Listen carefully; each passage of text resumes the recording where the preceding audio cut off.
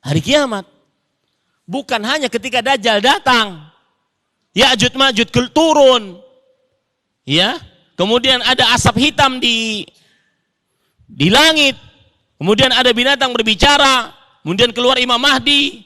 Kemudian turun Nabi Isa. Bukan.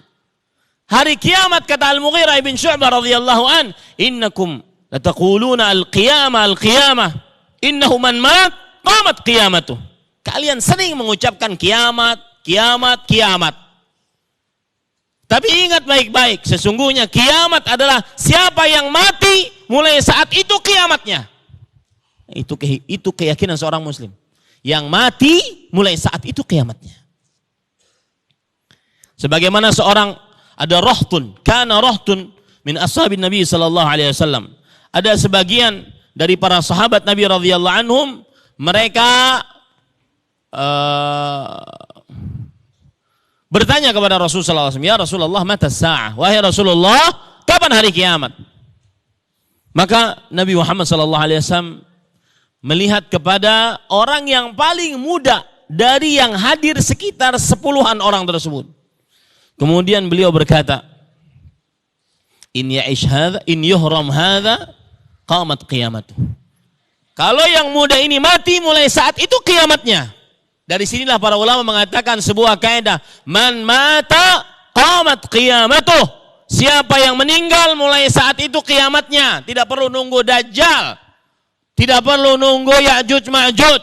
Enggak perlu. Sedangkan kematian tidak berbau. Apalagi di zaman sekarang, dan nanti saya sebutkan, salah satu tanda hari kiamat adalah mautul faj'ah. Yaitu kematian tiba-tiba. Lagi asik mati dia. Ini yang membuat hati kita persiapan para ikhwan yang dirahmati oleh Allah Subhanahu wa taala. Tadi saya ingin menyebutkan bahwasanya kenapa saya mengangkat tema ini? Karena untuk mengetuk hati-hati yang sedang keras. Terlalu banyak mungkin usaha sini, usaha sana, usaha sini.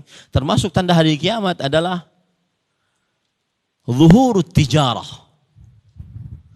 Nampaknya perniagaan. Hatta tu'inu zaujah ala zaujiha. Sampai istri ikut-ikutan berdagang untuk menolong suaminya. Dan itu wallahu alam. Bisa saja terjadi, termasuk hal-hal yang berkaitan dengan perdagangan online yang dilakukan oleh emak-emak. Di rumah dia bisa dagang. Kurir pengambil barangnya, mengambil dari rumahnya, kemudian dikirimkan. Dia cuma di rumah, termasuk di dalamnya. Nah, nanti pembicaraan apakah itu buruk Ustadz ataukah tidak, nanti saya akan jelaskan setelah ini.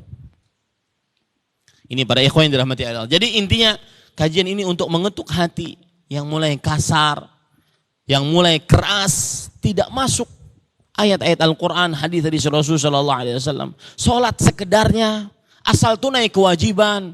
Saat sujud tidak benar-benar merasakan hadis Rasulullah sallallahu alaihi wasallam, aqrabu ma yakunul 'abdu min rabbih fahuwa sajid, fa'aktsiru fihi du'a. Keadaan yang paling dekat antara seorang hamba dengan Allah adalah saat dia sujud. Enggak merasakan.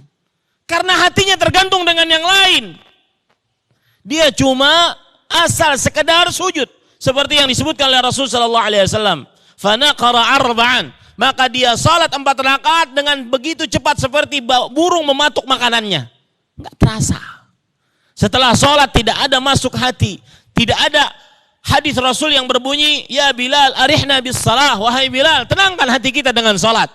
Enggak ada. Bahkan salat itu serasa berat bagi dia.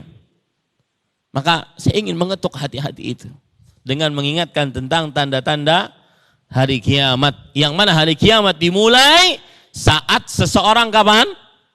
Saat seseorang mati.